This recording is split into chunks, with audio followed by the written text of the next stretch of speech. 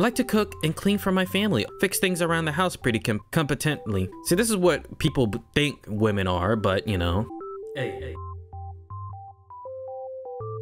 Women are the opposite. I hate them.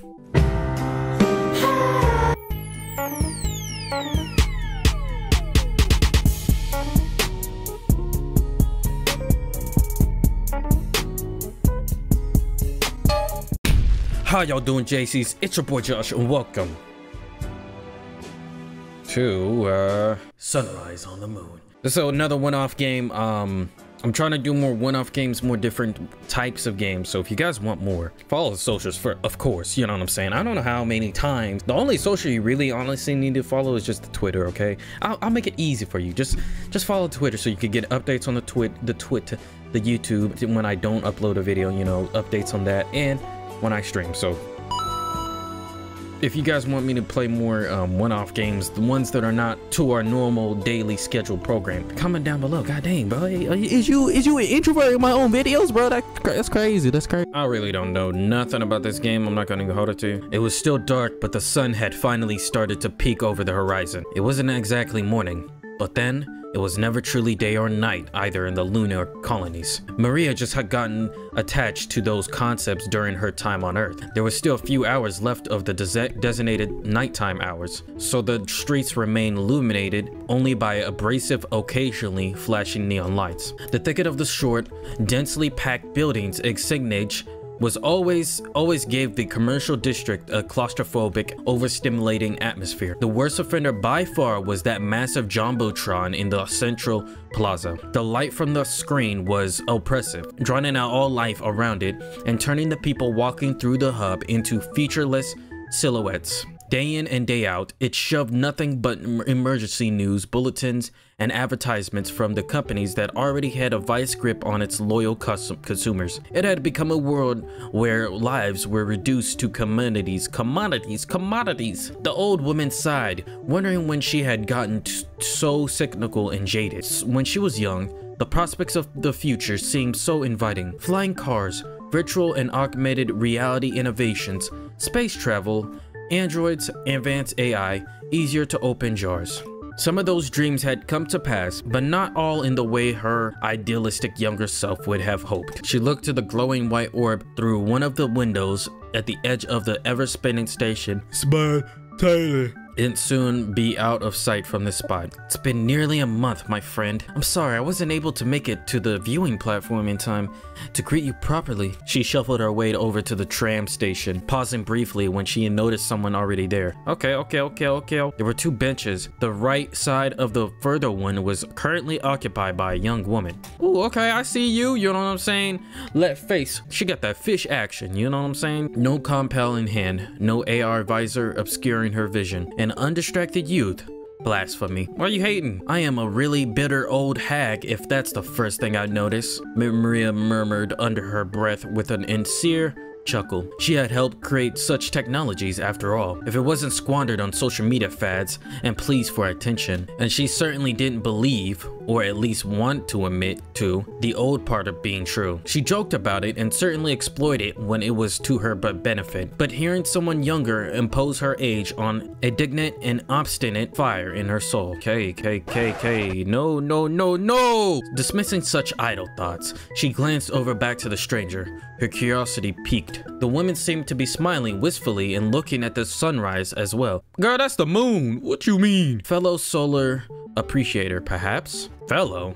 You a weirdo if you think she appreciating the sun. Because that's a moon! Maria's gaze fell into the two benches. Truly arduous choice lay ahead of her. Asked to sit next to the young woman, take a seat on the We're weird just sitting here standing at it, looking at her, you know? I mean, we could ask. Why, hello there. Would it be alright if I took a seat here? The woman cocked her head a bit and looked at her newfound companion. She seemed to take a moment to fully parse the question before smiling warmly and nodding. Of course. Please take a seat. Man, why you sound like a robot? Yeah, Josh, why she sound like a robot? Whoa! I didn't say all that. Calm down. You know what I'm saying? I love the rainbow too because it got at the end it has a treasure, you know, a pot of gold. You know what I'm saying? Don't take that. Bruh.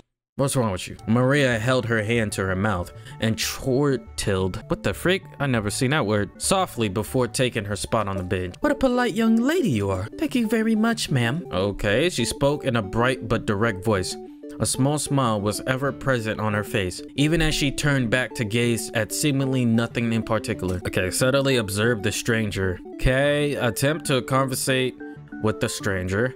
Wait patiently and wait for the quietly. I mean, we already been observing her. Let's attempt a conversation. This is boring right now. It wasn't like Maria to strike up a conversation on her own. She usually kept to herself. And well, is it Maria? No, it's Joshua. But perhaps she had grown lonely after all these years away from her friends and family. Or perhaps she's simply in the mood for a casual conversation. Gathering as much willpower as she could muster, she finally spoke again. I am sure you have no interest in an old lady's prattling, but if you don't mind, I'd like to chat. She an introvert? Oh my god. Is that a clock? The woman turned her head to Maria and looked at her with a deep, almost unfathomable eyes. For a moment, Maria thought she was about to be told off, but she bit on her tongue slightly, as if to scold herself for her impulsiveness. Suddenly, the young woman's face split into a warm smile. Of course, I love a friendly chat. The heck? Maria felt herself exhale a breath she didn't know she was holding. Had it been so long since she had socialized with a stranger, even the process of striking up a conversation was this agonizing? First thing was first. They needed to get those pesky introductions out the way. Okay, stop talking. You could call me Ada. My family does, after all. Okay. No! She giggled a bit. Her voice was clear and charming like a bell. What a cute, if not slightly odd girl, and someone Maria felt an immediate kinship with as well. Mia hadn't encountered someone like Ada for quite some time and felt compelled to get to know her, in spite of herself. Ada, what a lovely name. Something about it feels so familiar. She quickly cleared her throat, knowing how strange a statement that was in retrospect. It's nice to meet you, Ada. Nice to meet you as well, ma'am. She's being nice. She's being nice. She really wants to say, man, leave me alone, bro. Go look at your astrology. Since women love astrology. Ada seemed like she was practically glowing, exuding comforting energy when she spoke. Oh, Maria is fine. Ma'am sounds a bit stuffed, but ma'am is far more appropriate. I wouldn't want to be rude after all. Maria never liked being referred to such an impersonal way, but she decided not to press the issue for now. Yeah, stop being rude. She thinks she get there right away all the time. All right, suit yourself. Is Ada all right with you? Or should I be calling you something more appropriate? She said it with a cheeky tone, but Ada didn't seem to pick up on it. Just took her head politely. Ada's fine with me. Maria chuckled to herself, finding the girl a bit dense, but also quite still charming. Well then, Ada, let's enjoy a nice conversation. Man, I'll never do this in real life. Bro, I'm getting hit with a train. You feel me though? Offer her some candy. Okay, so now we the neighborhood. Okay, look. We don't need to do that. Why is she here? Talk about the sunrise. Yeah, I'm asking why she just in here. What you doing? What brings you all the way out here? Are you going to a viewing platform to watch all the sunrise as well? My family asked me to wait here. They said someone should be coming by soon to pick me up. Her family left her alone out here? That seems extremely negligent, but Ada didn't appear concerned in the slightest. Just take care of yourself and be careful not to talk to any strangers. That is the one thing you don't want to say when you're the stranger. She realized the silliness of her own words right as they left her mouth. Ada just smiled and nodded politely, not indicating if she caught on. Yes, of course. I will be careful. Maria wasn't sure if she was grateful that Ada hadn't called out her fox paws. The heck is that? Or she was more embarrassed she didn't have the opportunity to feebly argue her case. It's still rather irresponsible of them, don't you think? God dang, you just sound like a boomer. Shut up. Be conversational. I wouldn't say so. I'm pretty independent after all. I don't need a chaperone at all times. Yeah, like, she looked like 24 or something, bro. Maria chuckled, shaking her head. You sound like my daughter. Oh my god, I hate boomers. I hate boomers. She was always running off on her own. Maybe if Maria had kept a closer eye on the girl, things would have ended up differently. She was far too busy with her work, hover over a belligerent child. At least that's what she tried to convince herself. Just take care not to worry your family, alright? Even if they don't show it. They do worry. Thank you. I'll keep that in mind. Man, this conversation about to be dry. First of all, I'm not gonna offer her candy because that's weird. Talk about that sunrise. We can't talk about that, but we can also talk about hobbies. What sorts of things do you like to do, Ada? Ada responded quickly with a chipper tone. I like to cook and clean for my family. Oh, cause you're an AI robot. I can even fix things around the house pretty competently. See, this is what people think women are, but you know.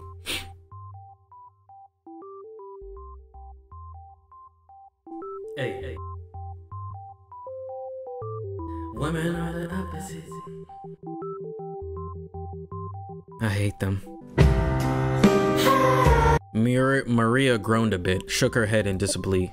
Those aren't hobbies. Those are chores. Oh my God. See, this is why Maria, you're really like, she's not gonna be your friend with this attitude, bro. Those are chores. Surely there's something you enjoy doing for the sake of it. Bro, this is how you not have friends. Ada took a moment to ponder the question, seemingly trying to find an answer that would satisfy Maria. I like watching things. Watching things? Maria gave her an inquisitive look, not immediately but dismissing the response despite how strange it seemed. Yes, like right now. I like watching people walk through the city and watching the sun through the station windows. I'm sure it sounds simple to you, but it's the truth. Wasn't sort of answer Maria was expecting, but it sounded like Ada was a simple woman of simple pleasures. Maria couldn't fault her for that. What about you? You sound like you have much more exciting hobbies, ma'am. Bro, you know, this is why, watch, she's about to contradict the crap out of herself. Well, I wouldn't claim my hobbies are exciting. Oh my God! See what I'm telling you? I do like to tinker with things like software, devices, that sort of thing. That's boring too! Oh, she an IT specialist. Oh, freak. I also enjoy enriching experience. That's why I find myself unable to stay in the same place for long. I've been all over the earth and now my travels have brought me here. Oh, you must lead such an interesting, adventurous life. Maria puffed out her chest a bit. Being so worldly and well traveled was immediately a point of pride for her. Ask about work. What does she do for work? What are you doing for a living? Well, I'm referred as a domestic assistant, but I suppose I'm what most would consider a homemaker. I'm my family's primary caretaker. I do most of the cooking and cleaning around the house while everyone works or goes to school. Maria frowned a bit. It sounded like she was given an unfair amount of responsibility around the household, but she didn't seem the least bit dissatisfied with the arrangement. Hey, look, it's her life. If she didn't like it, she'll figure a way out to fix it, right? Sounds like you are happy, so that's good. It's a lot of work managing the household after all. I was never very good at it. What do you do for work, if you don't mind me asking? See, she's more polite than you, Maria. She stretched her old arms and sighed wistfully. Well, nothing as the year and a half ago. I'm officially a retiree.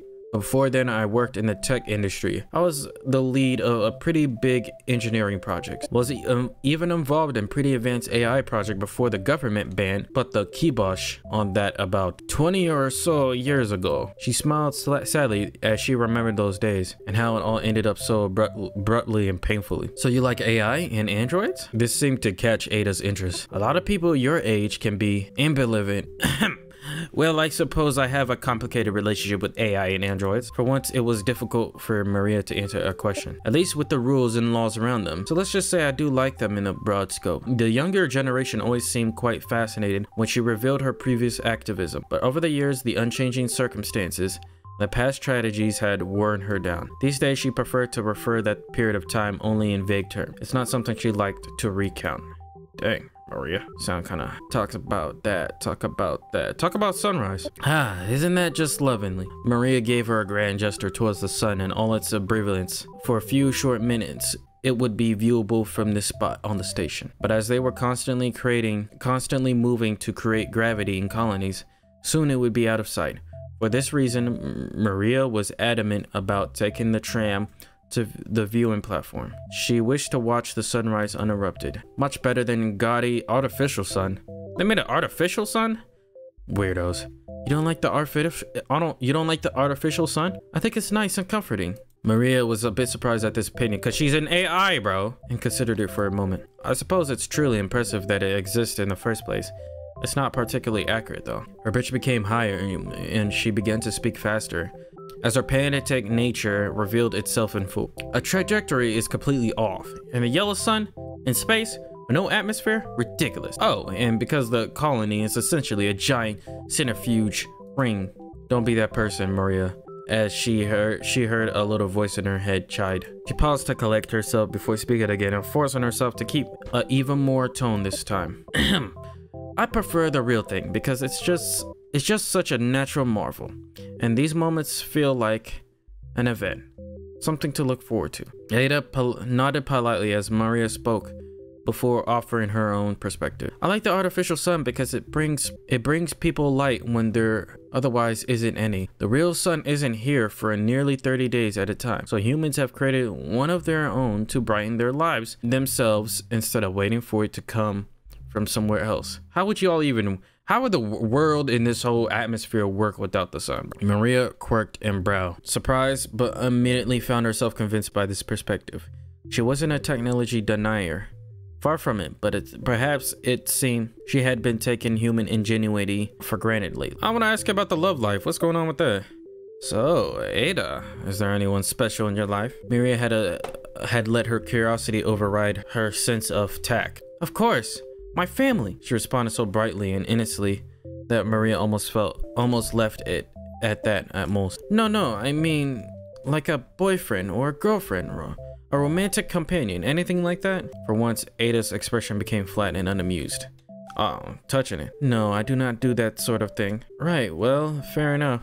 Cold response immediately well deserved. She did not like that. Let's talk about the lunar colonies. How do you like life on lunar colonies? Have you ever considered living elsewhere? Young people didn't tend to remain in the colonies for long. It was amazing and impressive sight to tourists and newcomers, but it started to feel tiny and restrictive to people that had known nothing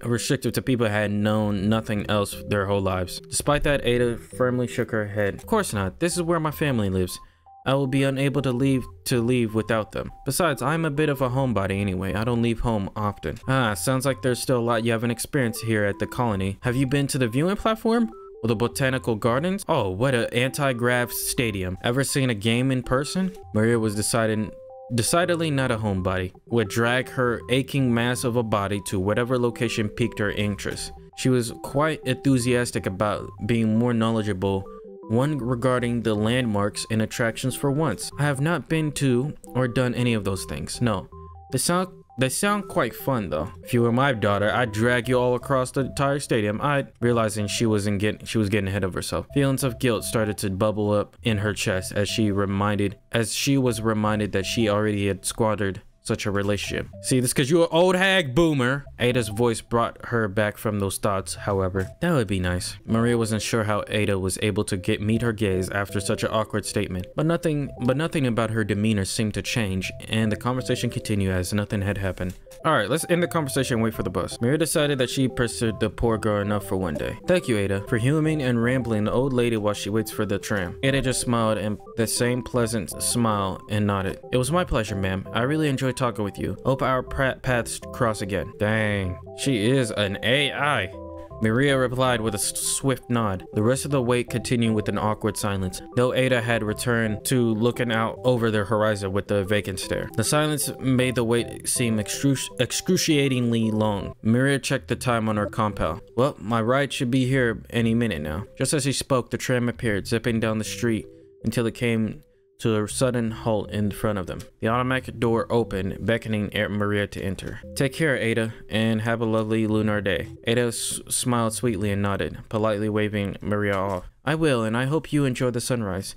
I'm sure it's a lovely sight. The two exchanged their brief goodbyes, as Maria was well as aware that the tram was a fickle, impatient beast. It was already starting to blare its alert loudly to remind her to board. I hear you, I'm coming. She grumbled a bit as she dragged herself onto the tram and took a seat furthest to the back. She glanced one last time at Ada and waved from her from behind the window. Such a nice girl. Hope she's being well taken care of. There was a strange feeling in the pit of her chest, something she couldn't quite figure out. Perhaps she should have tried to learn more about that young woman. Then again, she had always been a rather noisy person, and someone like that was already naturally intriguing to her. I really need to learn to mind my own business. Maybe I missed an option. Ending D in variable. All right, hold up. Let me see if I can get a different ending, y'all.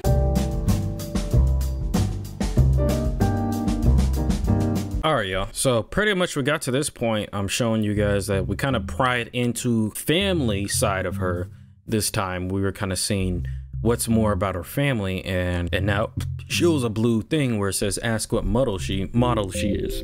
Something that had been on Maria's mind since she first heard Ada's name. It sounded so familiar, but Maria couldn't quite place it. Ada, what model of android you are? See, I knew she was android. Ada didn't hesitate to reply with what was surely a canned response. Her face became neutral, no longer smiling, as her voice lost a sense of warmth and became more mechanical. I am Ada, the automated electronic domestic assistant of Tectonic Inc. For more information about Ada, units in the recently released Ada 2.0, please visit. All right, I get it. No advertisements, please. Maria sighed and disappointed in the situation, but mostly herself for not picking up on it any sooner. So she's a model. She hadn't really got out of the loop in recent years. If this hadn't slipped up in her mind, her family not even bothering to change her default name alone should have been a giveaway. Ada units were popular model of domestic android helpers, with a new edition having just been released, and they were B-type androids at best. Human-like in appearance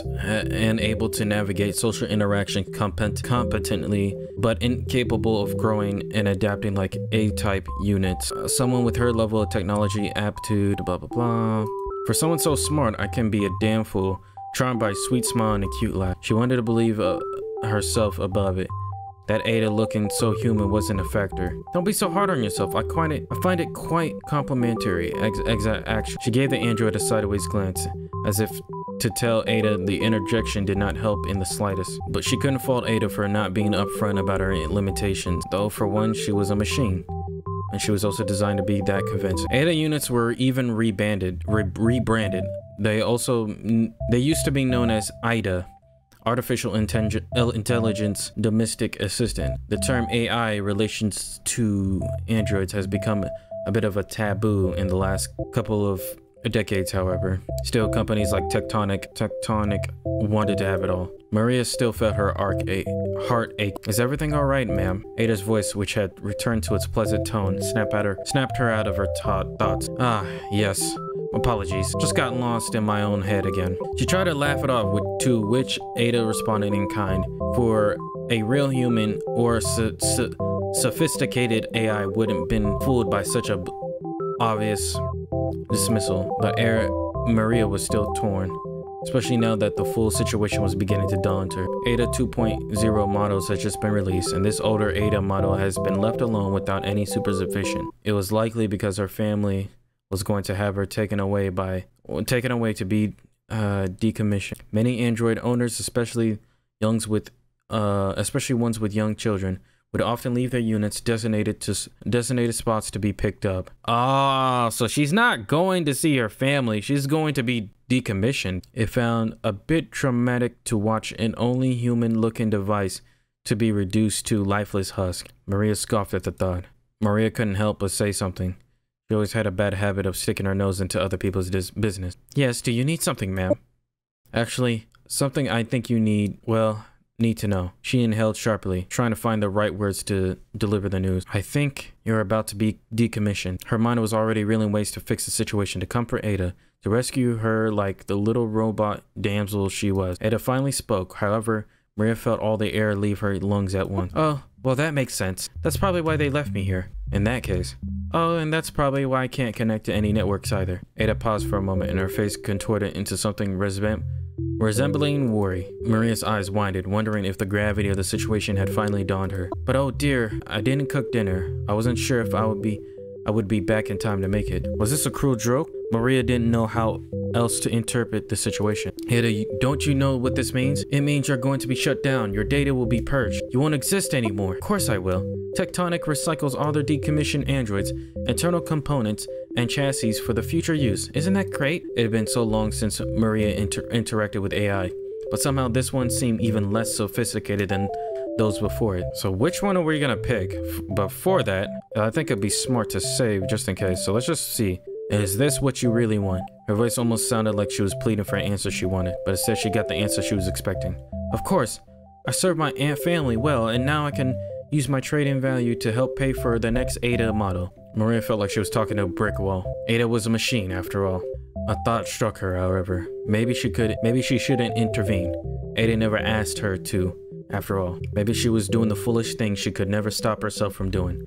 projecting and imposing her own feelings and ideals onto someone else, completely unprompted at that. Her conviction to saving Ada was starting to waver. Maria hesitated. She could leave Ada to her fate, or she could stay and try to help her. Ada looked over, her bright eyes and empty. She knew what awaited her, and yet she continued to sit there, smiling. I think that's your tram, ma'am.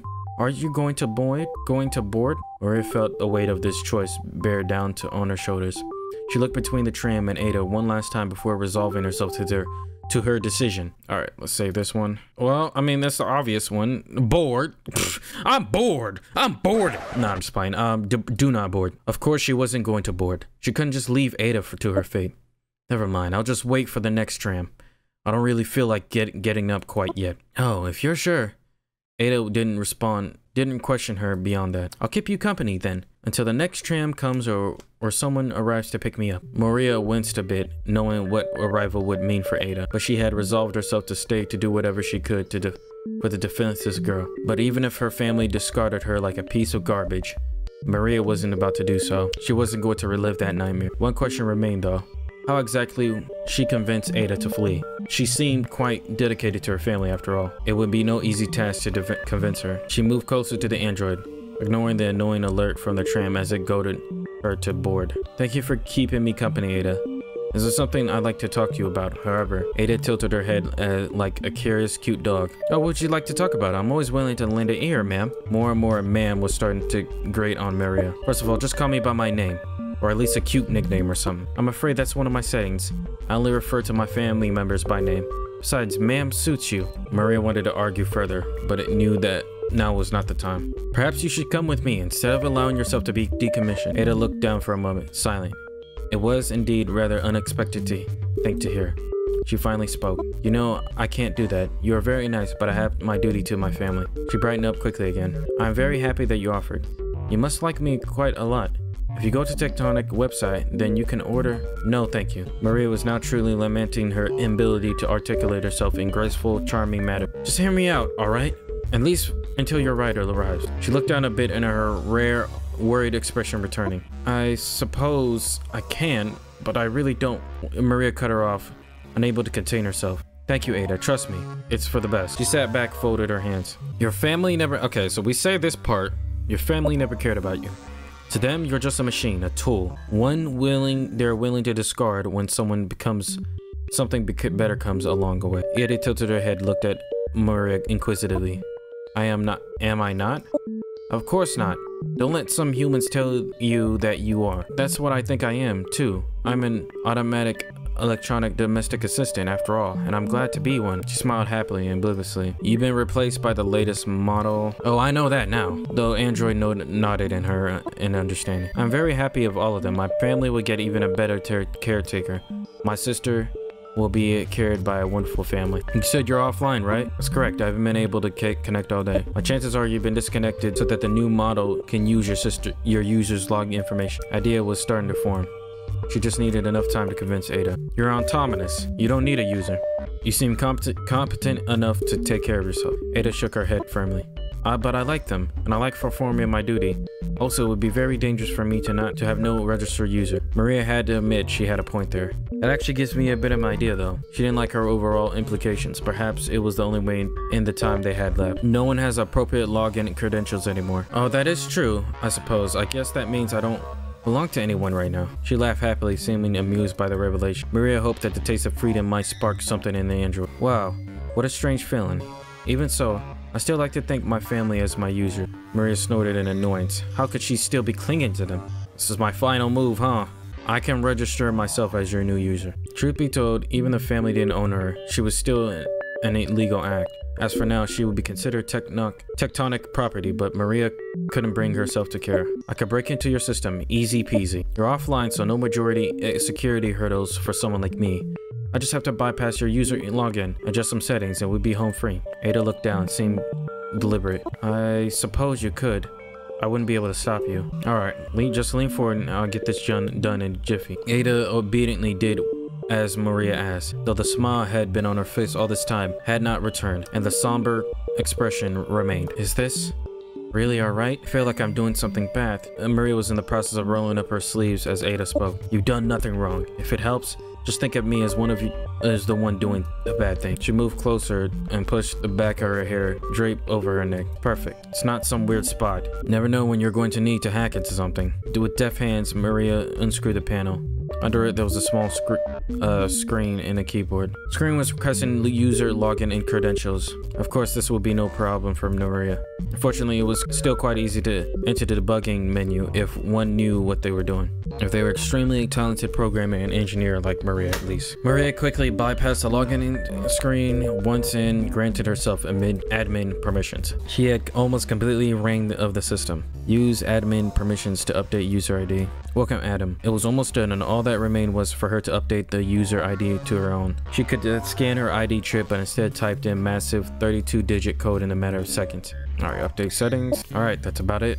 She was about to wrap out, but paused for a moment as she looked at the list of settings. Let's just update a few settings while we're here. Of course, it would feel wrong to update her personality matrix at all, but there was one harmless setting Maria wanted to change. After a few more seconds of rapidly typing, Maria slapped the panel and screwed everything back into place. With a look of satisfaction, she sat back, proud of herself. And there you have it. You're good to go, Ada. Ada jerked her head up and looked at Maria, pleasant smile returning to her face at last. Maria had done it. Thank you very much. I look forward to our time together.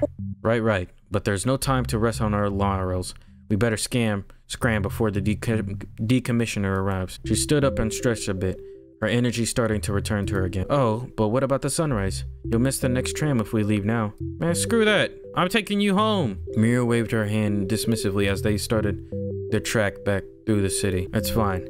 There will be other sunrises. We need to get you back home as soon as possible, though. She immediately quite eager to show Ada her new home. One where she would have to work herself to the metal bones. I'm very excited. Of course you are. Your life is about to change for the better, Ada. Just you wait. She started off back down the sidewalk, waving her hand to beckon Ada to follow. Let's get moving. We have a lot to do. Yes, of course. Ending B, reprogrammed. Nice. So there's a couple of endings, huh?